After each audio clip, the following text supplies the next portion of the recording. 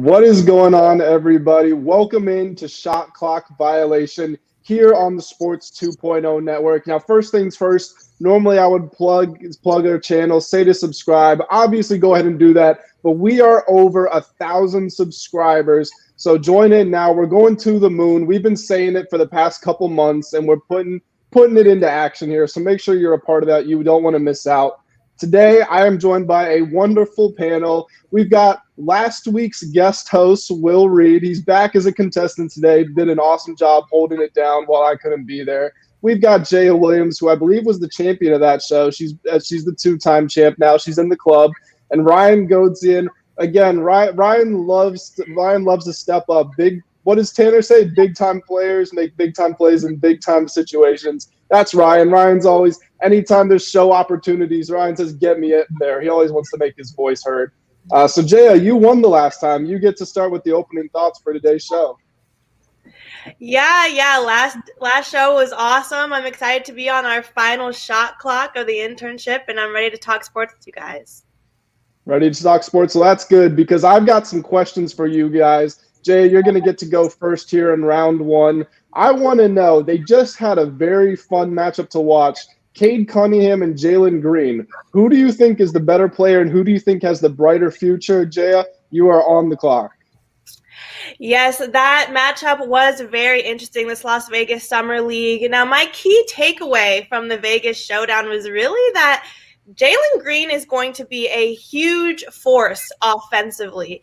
I mean, his 23-point debut in Vegas really proved that to me. I think he is definitely considered one of the best scorers in this draft. His ability to create his own shots, get to the rim. He went 10 of 11 at the free throw line, and he consistently was able to get downhill and attack that Pistons defense. So I think not only the Rockets winning, but Green's 25 points, I think that he's definitely stronger. Although he was the number 2 pick, he's an offensive force. I think there's just no doubt about it, and I have a lot of high expectations for him for next season. Expectations are high, definitely. He said he wants to be compared to Kobe one day. Ryan, that's pretty bold of you to say before you've even played your first game in the NBA. Who do you think is the better player between these two right now?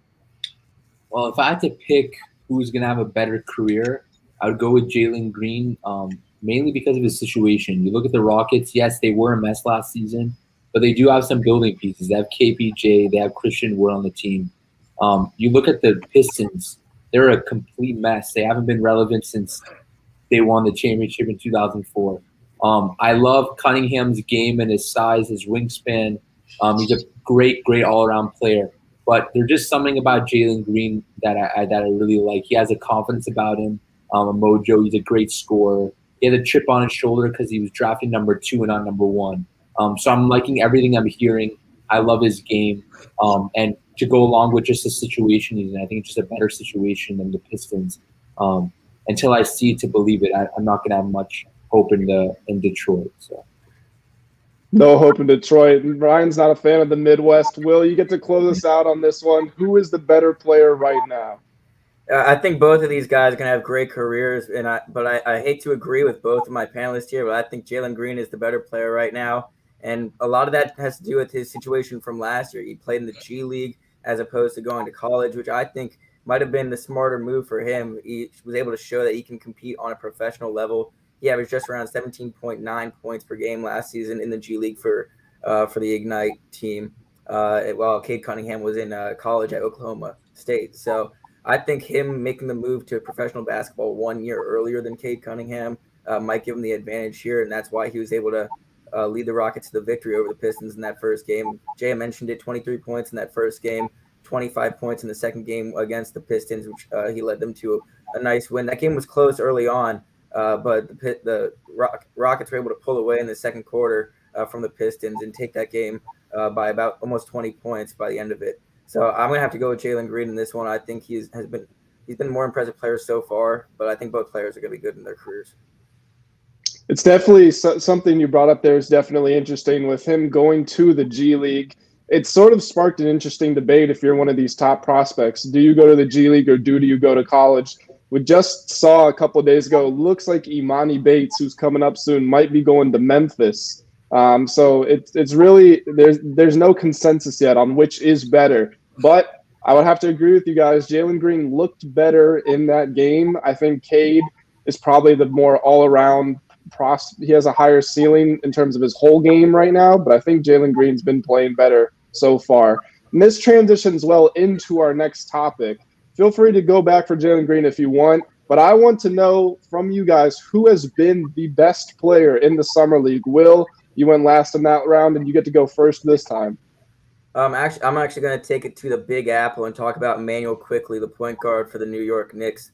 He dropped 32 points in the Summer League, his debut of the Summer League this season, then dropped 25 points and 7 assists in their win yesterday.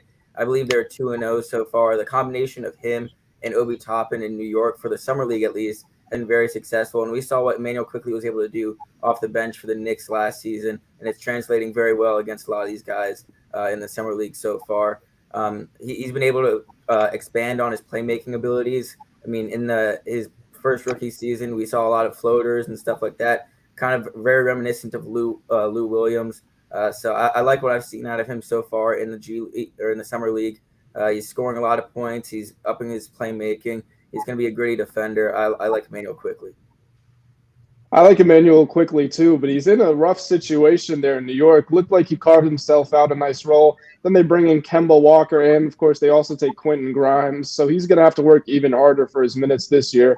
Ryan, who is your pick for the player that has been the best in the Summer League thus far? I got to go to Sacktown.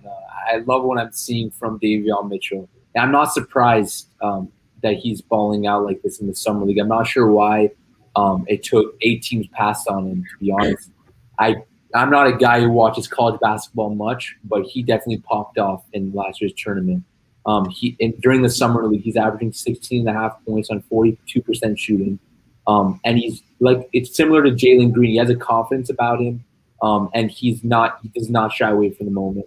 And I think if you're a Kings fan right now, you gotta be excited. You got De'Aaron Fox, you got Marvin Bagley. Hopefully he can stay healthy, and you got Davion Mitchell, who I think is going to be a star in a few years. I wouldn't be surprised if he makes the All-Star game in his second or third season. I'm liking everything I'm seeing from Davion Mitchell. If I had to pick one player out of this draft class who I think is going to be the most consistent player in their career, I would actually have to go with Davion.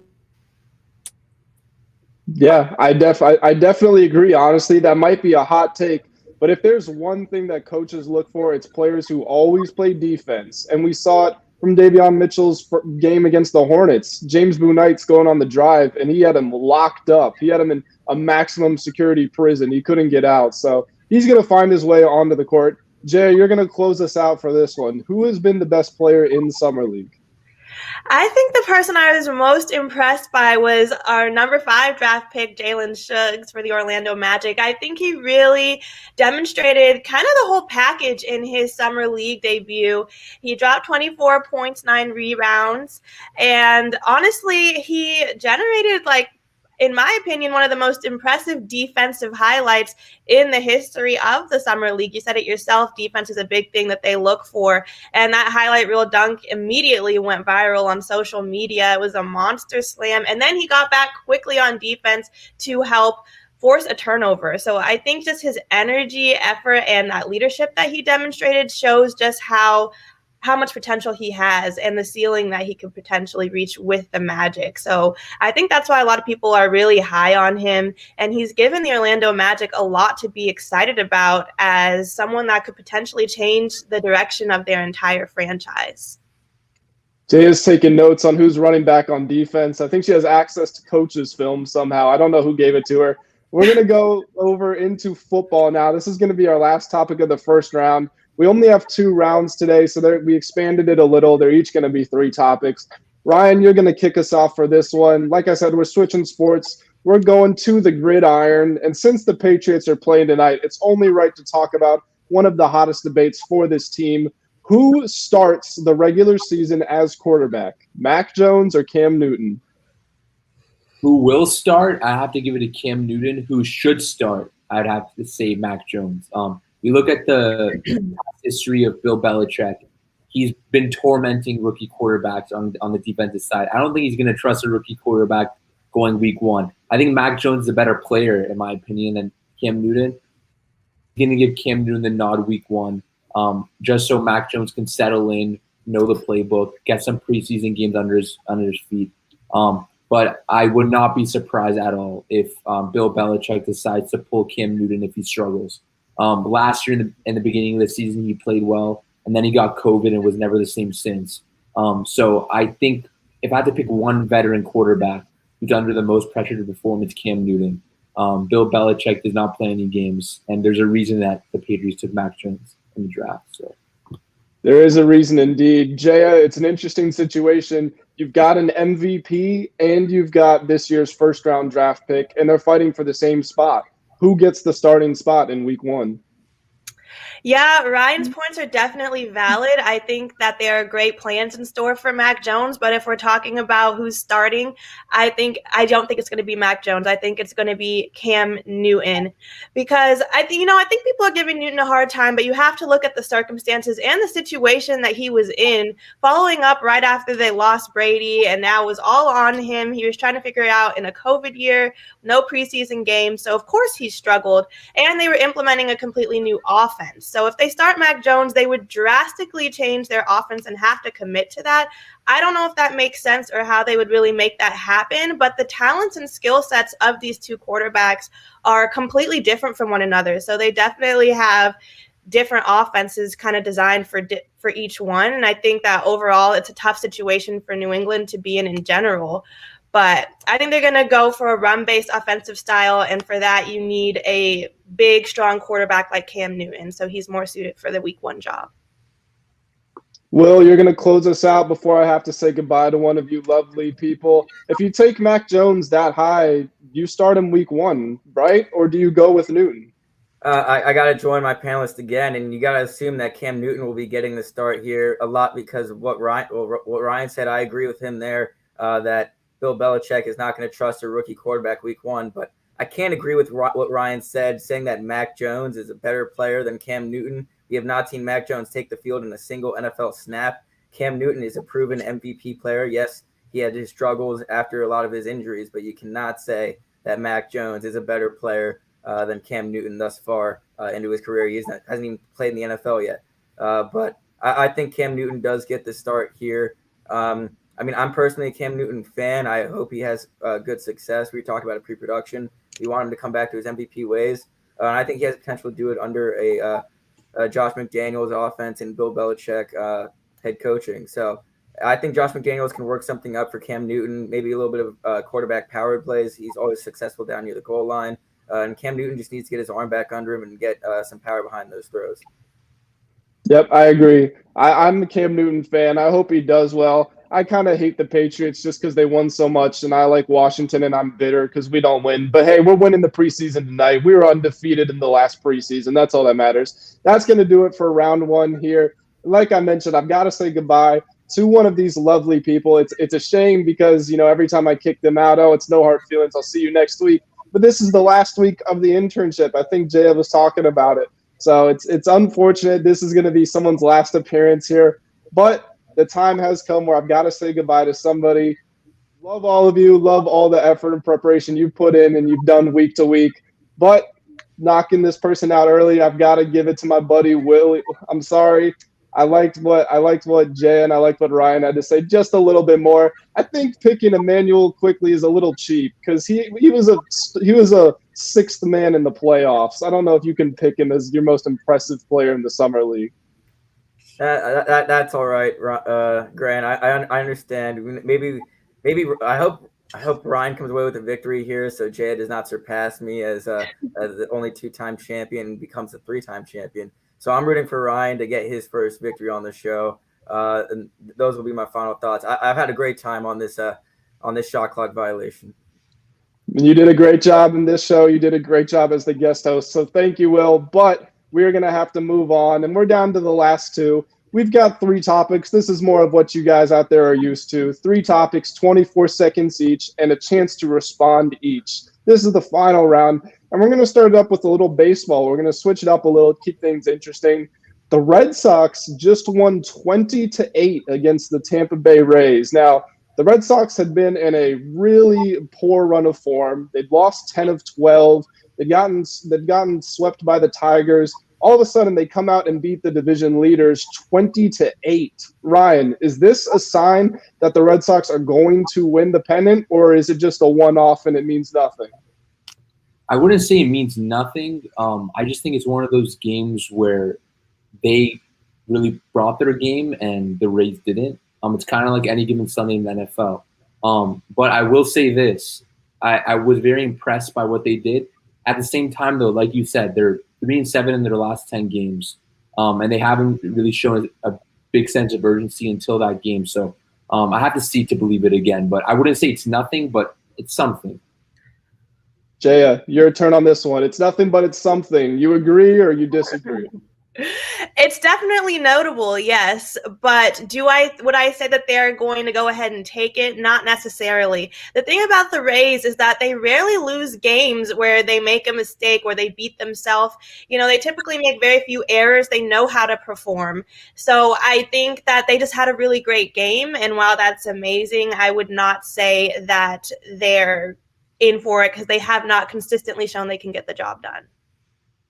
Yep, Ryan, sounds like you guys pretty much agree here. The AL East is one of the most competitive divisions in all of baseball. Is there any chance the Red Sox get back up to the top spot? You're asking me? Yep. Oh, I don't think so.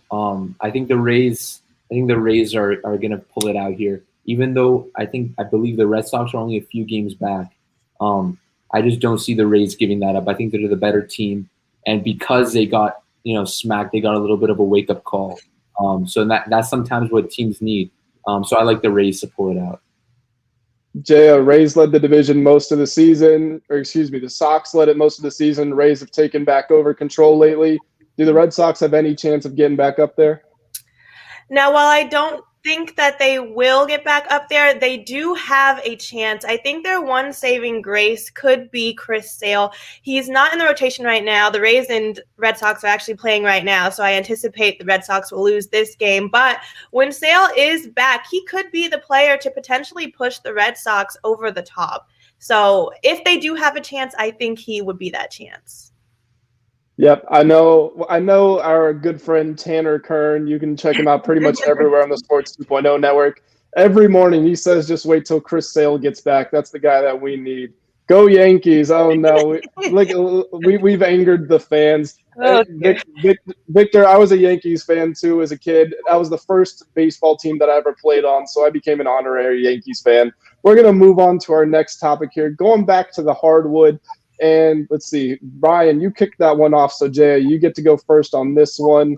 I want to know, this is, again, we're sticking with the big questions that they've been talked about a lot, but that's because they're so important. And I want to know, have the Lakers' free agency moves made them the championship favorites over teams like the Bucks and the Nets? I think they're definitely contenders. I mean, the fact that they've acquired Westbrook is one of the most incredible decisions I think they could have made, not only because it warms my heart to see Westbrook so happy to be playing in LA. That's one of his longtime dreams, but that's seriously a force to be reckoned with. Westbrook is bound to be a Hall of Famer whenever he decides to stop playing, and seeing how he's going to fit with James and Davis, I think while it will be an adjustment, these are all-time greats, and I think they'll impress all of us for sure. Ryan, you're one of the basketball guys here at the network. What do you think of the Lakers' free agency moves? First off, I want to give Rob Pelinka all the credit here. If Tom Brady didn't exist, I'd call Rob Pelinka the GOAT. What he's pulled off is amazing. Think about it. He got LeBron James to come on board. He traded for Anthony Davis, and now he got Russell Westbrook. He already won a championship. I mean, what else can this guy not do? But to answer your question, I love the Lakers in the West. But if I had to pick between the Lakers and the Nets, I would take the Nets right now just because I like their big three more than the Lakers. Yep, Jaya, you mentioned Westbrook. Obviously, LeBron and AD have been there. But these other guys, Malik Monk, Kendrick Nunn, Carmelo Anthony, these are big-name players who have agreed. Are you with Ryan here that they are favorites for the West at least? Yes, for the West. I think their disadvantage is just that they're going to have to learn how to work together. Whereas, like Ryan mentioned, the Nets, they've already kind of had that dynamic, but they are all coming off of injury. So I think this is just a really fun rivalry that we can all anticipate seeing. And it's just going to take time for both of them to adjust. It's an adjustment for both teams. But in the West, 100%, Lakers are the top contender, in my opinion. Ryan, you've got the last 24 seconds on this topic. I was going to say, I love the moves by Rob Pelinka, not only getting Westbrook, but Carmelo Anthony, who's extremely motivated to win a championship. Malik Monk was a great shooter last season. Kent Bazemore, he brought in guys that already played with the Lakers, so they know what it's like. You got Wayne Ellington, who's a great three-point. So I think the Lakers are actually the most motivated team this season, which I think could play to their advantage. I definitely agree with you on that one. There's a lot of guys. Carmelo said it himself. I've done everything except win a championship. So that's the only thing on their mind. And we're going to move into the last topic here now. And again, this is a sad moment because this is the last one we're ever going to do together. So huge shout out to you guys for making the final in our last show here. But I want to know what you guys are expecting from a 17-game NFL season. It's going to be weird not seeing 8-8 or 10-6. All these numbers we're used to. Ryan, what are you expecting from this new extended season? From a fan's perspective, I love it, but from a player's, I don't think so. I honestly, I hate to say it, but I wouldn't be surprised if I see more injuries than usual this season. I think coaches will actually rest some of their guys in the fourth quarter if the game is kind of out of reach, which is something that basketball teams do. But I wouldn't be surprised if NFL coaches start doing the same. But it'll be interesting to watch for sure. Jaya, how about you? I keep thinking about it. There's no more 8-8. All these records we've gotten used to seeing, they're gone now. What's that going to be like? As someone that just likes evenness and symmetry, it just kind of bothers me, but that might just be me being OCD. As far as how this affects things in general, I'm just kind of worried about the fairness of it all. I mean, this means some teams are going to get extra home games, others won't, and I don't know. Everyone's getting rich off this deal, and everybody likes money, so I don't think anyone's complaining, but seeing the overall effects, I think only time will tell, honestly. Brian, these are your last 24 seconds ever on shot clock violation. Take it away. I agree with Jaya on the home field advantage, having one extra game than the other. I honestly didn't even think about that till she said it, but that's a great point. I will say this, especially towards the end of the season, teams usually rest their guys in a Week 17 game, but now it'll be team. So it's an adjustment for everybody. But like I said, I love it from a fan's perspective. One extra game of football, sign me up. So, Jaya, last thoughts potentially ever for the show. All yours. As a fan, yeah, hell yeah. Let's go ahead. Let's have an extra game, prolong the end of football season.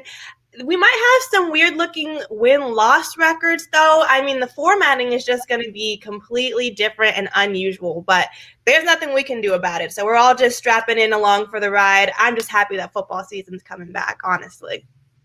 That's a great place to end it on. I think we're all super stoked that football's back.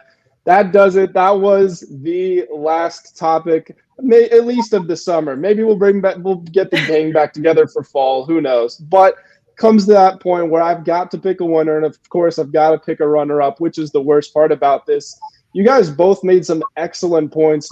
I thought Jaya had the best point of that last round, talking about Chris Sale coming back, because that could be huge for the Red Sox.